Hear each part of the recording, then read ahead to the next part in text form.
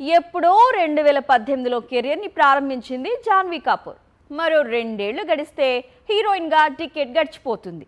కానీ ఎన్నడూ లేని విధంగా జాన్వీ ఈసారి పెద్ది రిలీజ్ కోసం ఎదురు చూస్తోంది. ఇందుకోసం మరో న్యూ మూవీ కమిట్ కాకపోవటం బాలీవుడ్ కు సైతం ఆశ్చర్యాన్ని కలిగిస్తోంది. పాన్ ఇండియా మాత్రమే కాదు, మెగా ఫ్యాన్స్ మాత్రమే కాదు, హీరోయిన్ జాన్వీ కపూర్ కూడా పెద్ది రిలీజ్ కోసం ఈగర్ గా వెయిట్ చేస్తోంది.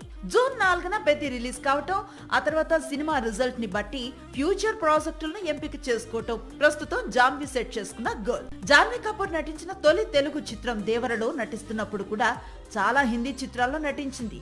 కానీ పెద్ది విడుదల సమయానికి మాత్రం జాన్వీ చేతిలో ఒక్క చిత్రం కూడా లేదు. ఇలా ఎందుకంటే జాన్వీ తీసుకున్న సీరియస్ డెసిషన్ గా చెప్పుకోవచ్చు. లాస్ట్ ఇయర్ హిందీలో 3 చిత్రాల్లో కనిపించింది జాన్వీ, కానీ చెప్పుకోదగ్గ విజయాలే.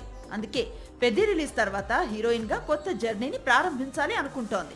టాలీవుడ్ లో చిరు శ్రీదేవి కాంబినేషన్ క్రేజ్ ని పెద్దిలో తాను రామ్ చరణ్ రిపీట్ చేస్తామని ధీమాతో ఉంది. పెద్ది విడుదల తర్వాత సినిమాలు పాత్రల ఎంపికలో మరింత జాగ్రత్తగా వ్యవహరించబోతోంది జాన్వీ.